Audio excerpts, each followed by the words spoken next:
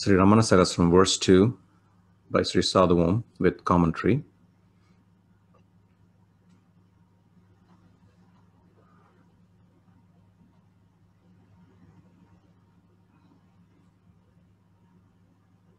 சுத்தசுந்தரனாம் சோணாச்சலரமண சக்திமயனே தெய்வடிவே முக்தி நினைப்பார்க்கலாம் தருவோய் நிர்யதியனான என்னைப் பார்த்தருள்வாயினி.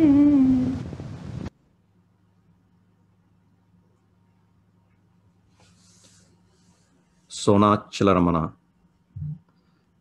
our powerful mighty Lord, abiding as all-embracing freedom's very form, embodiment of mercy, granting liberation to those who hold you in their thoughts, look upon me now and grant your grace henceforth to one entirely bereft of refuge or support. So that was a translation by Robert Butler. And we'll look at a couple of key points here in this verse. The first is the embodiment of mercy, granting liberation to those who hold you in their thoughts. Mukti ninaiparkku ellam tharuvoi, he says. So this brings to my mind a picture drawn by Bhagavan himself. Anant, you want to read that verse that Bhagavan wrote? If you could say it. Karunarnavamai karuda gadinal garunachala shivamidam. I'll read it once more. Karunarnavamai karuda gadinalg arunachala shiva idam. Good, thank you. Which means this is Arunachala Shiva, who, being the ocean of grace, bestows liberation when thought of. So Bhagavan says here, he declares, the perfect Ñāni, he declares that just the thought of Arunachala will give us liberation. So let's look at some comments here regarding this point from Michael James. Atma Chintana, that is thought of oneself or self-attentiveness, is the real meaning of thought of Arunachala or remembrance of Arunachala, because Arunachala is the one infinite self-awareness that is shining within the heart of each one of us as I. And then Michael goes on to say, Arunachala will eradicate our ego if we think of it by turning our attention deep within towards I, our heart, the very center of ourself. However, even if we think of the outwardly perceptible name and form of Arunachala or of Ramana, that will eventually lead to the destruction of our ego, because its name and form, and also Bhagavan's name and form, have a unique power to turn our attention back towards ourselves. So this is actually a clue. We can use it as an aid during our practice of self-attention. Think of Arunachala or Bhagavan Ramana, and that itself should turn our attention back towards ourselves.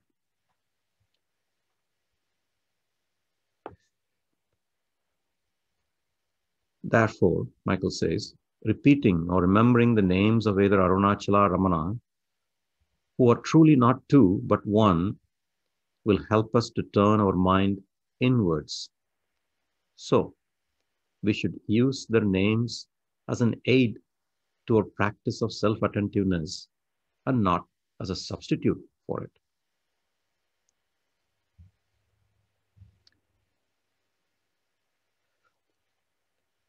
So now let's go back to the verse. And there is another point that Swami Sadhu Om makes. Look upon me now and grant your grace henceforth. What does that mean? What does the grace of Bhagavan mean?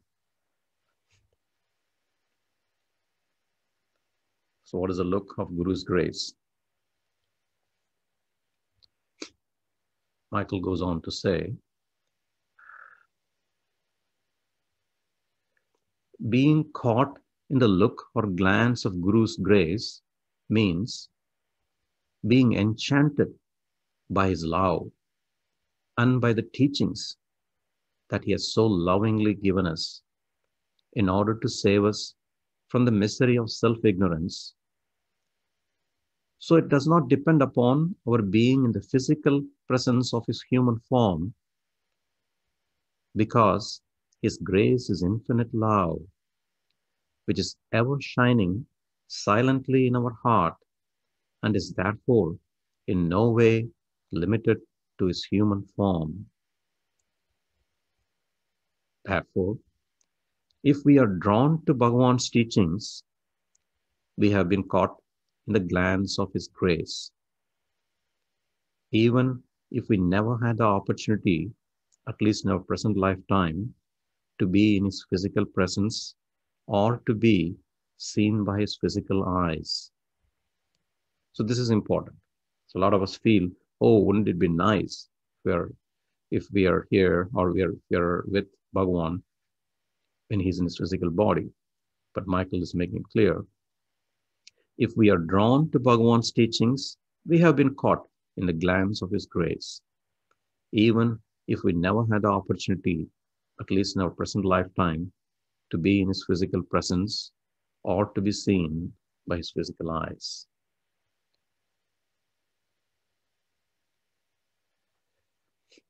Back to the verse. He makes his final point here, to one entirely, without refuge or support. So why does he say that? Robert, do you have any comments on this?